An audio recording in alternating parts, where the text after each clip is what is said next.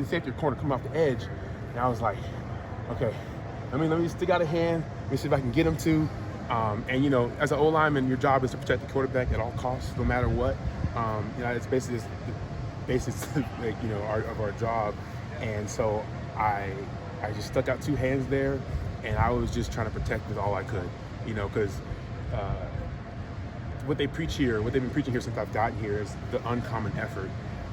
And you know, that whole drive was uncommon effort, and I was just trying to do my absolute best to just protect as much as I could. That's really all it was. There wasn't any secret to it. I mean, if you go back into the film, watch the replay, after they scored, like, I was kind of out of it. Like I was doing my job. I thought DG threw it out of bounds. Even when the crowd was going crazy, I was like sitting there. I was like, did we score? And like, I went to go, so like, it didn't even hit me until I got to the sideline, and I was like, we scored.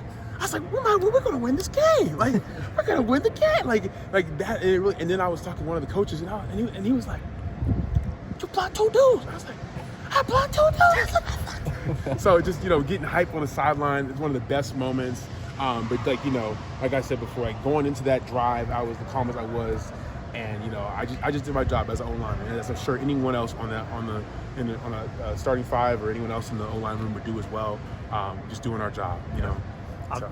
Obviously, Dylan and Nick get a lot of the attention that way, but you on the left side and then Tawi picking up Jalen Ford coming on the right side. Just how big is it to get that collective effort in that moment? I mean, that play really shows you, because if I may get those blocks, but like you said, if Tawi doesn't get the block or if Stark doesn't do his job, then the play might not work out the same way.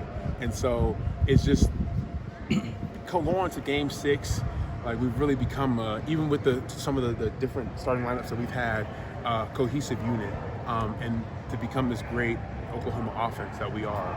I don't even start on the defense. Like, they are some monsters, and I think, especially going into this bye week and moving forward, like, we have so much to improve on, even getting closer with one another, both on and off the field, just gelling, and I'm really excited moving forward.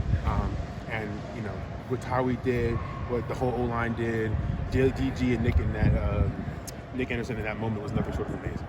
Everyone did their job and executed perfectly. How did that atmosphere on Saturday compare to what you expected going in? I know you heard a lot about it. But... So I've been a part of rivalry games before, you know, with Stanford and Cal. And, you know, at the time I was like, yeah, Stanford, Cal, that's like the mecca, you know. But then, like, even going into before you even get to the stadium, like, I was just like, wow, this game might be huge. Because I've seen it on TV and whatnot, and I'm like, okay, it's cool. But it's different being actually on TV and then actually there in person. And like, I slowly started to realize, I was like, okay, I already know, like, I didn't even like Texas going before I even got to Oklahoma. So that was, you know, a good starter. But I really developed this kind of animosity towards Texas that I didn't think I even had towards Cal. Because I didn't like Cal. Excuse me for using this word, I hate Texas. But even though I say sorry, even though I hate Texas, I still respect them as a team. And I'm sure they might say the same thing about us. But going to that game, and then you have just the sea of red and the sea of orange coming together, like, there really is no other atmosphere like it. I mean, you got the Iron Bowl, you got, you know, Michigan versus Ohio State. And correct me if I'm wrong, this is the only rivalry game that's played in like a neutral ground setting. Like Florida, Georgia, but it's a little bit different. Okay, my bad. But this is the best one that plays on a neutral ground. I know I'm a little biased there, but you know, going into I had to go outside. I had to go out to the field during pregame just to get a feeling of it, and then jogging on that field, you hear, like the cheers, and you hear boos, and it's just sound waves going against each other, back and forth. And like, it was deafening. Like, one side of the, like, you know, we're on the 25-yard line on our home side, and I can hear everything. And we get down to the goal line on the Texas side, I can't hear a thing. It was one of the best atmospheres I've ever been a part of. I got to say, that is and actually I've beaten the number 3 team before. When unranked Stanford beat Oregon my junior year, I will say that. This is the happiest I've ever been after a football game. I was hurting. I'm hurting now. I was hurting after that game. When Key or whoever tipped that ball down, all my pain just went away. Running on that field, I was high on life. Like, I don't know if I'm supposed to say that, but I was so full of joy and happiness for my teammates, the coaching staff, my family, the fans. It was such an amazing experience, especially, and I wasn't even here last year, when it went 49-0.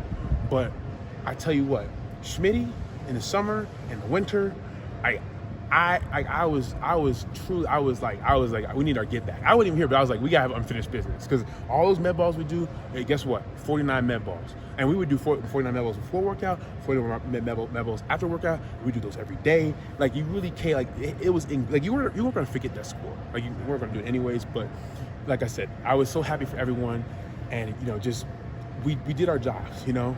We truly did our job. And the thing is, I don't even think we even played our best game. I think, some plays we beat ourselves, and that we can do even better moving forward. And I whoever it is, I hope, I think we'll put in the work that, we'll be able to reach. Again, I say this, that it's only halfway through the season. Our goal, of course, is next stop is the Big 12 championship, and that's our goal to get in there. I hope we do see Texas again. And again, like I said, we have to work to get there. It's not going to be given to us. We have to earn it, and that starts with UCF. But I can't wait till the next game and moving forward. I'm really excited for what Oklahoma has to offer, both offense and defense. And I'm gonna shout out that goal line stand. Like, come on, tell me that wasn't amazing. Like, I rewatched that play on YouTube about 40 times, just because it was like, in my lifetime, I don't think I've seen anything like that. And I know I've only been alive 22 years, but I don't think I've really seen anything like that. That was really amazing. Did you try on the hat? Oh, for sure. I mean, I don't know if you saw me. I might have been a little bit of excessive, but like I was really taking the moment. I tried the hat on and everything. I was all over the place. But yeah, I definitely tried on the hat, and like getting that hat, I was like, wow, we really won the Red River rivalry. And for me, I'm unbeaten, and I will forever remain unbeaten in the Red River rivalry. So I'm gonna take that all the way home. But yeah, I did try on the hat. You mentioned the defense, but what is it like on the sideline whenever, they make those big plays, the goal line stand and holding them to a field goal on the final drive? I would say a lot of it is because, maybe not you guys, but the media, other people outside of Oklahoma might be surprised at like how our defense has been playing this year. But from what I've seen in training camp, from what Venables and Schmitty has done to get them ready, and what we had to go through and battle through in training camp, like what they were doing on Saturday, it wasn't much of a surprise to me. I mean, I was excited when we got those interceptions, those fumbles, but I'm like, that's what our identity is. And that's what I mean. And like I said, I feel like we didn't even play our best in either offense or defense. Like, we can be so much better. But I will say this: the goal line stand, they gained first and goal, they didn't gain a yard. First and goal, they didn't gain a yard. Third and goal, they lost 0.5 yards. And then the fourth and goal, they gained another yard, but they were still half a yard short of the goal line. And I had to say, I was just blown away. The sheer fact that Texas, and they have a big old line, good offense, was on the 1 yard line, 4 tries, and our defense stopped them. That is nothing short of amazing. And that should be like that's our defense. Like, that's our standard. And the thing is, I feel like, and you can ask anyone on the defense this question too, I feel like they're gonna say we can be so much better. We can do so much more. But yeah, it's, our defense has been nothing truly short of amazing in every single game. And I can't wait to see, how much further they go this year. Walter, what do you guys have to do to make the most of this bye week?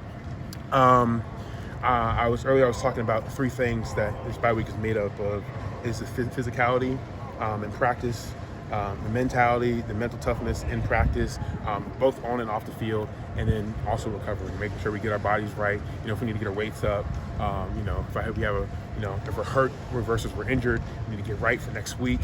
So really focusing on those 3 main things to getting us right for going into UCF next week. And like I said before, it's a bye week, but it's not a rest week. Like, we're still going hard. We're like, we're being mentally focused.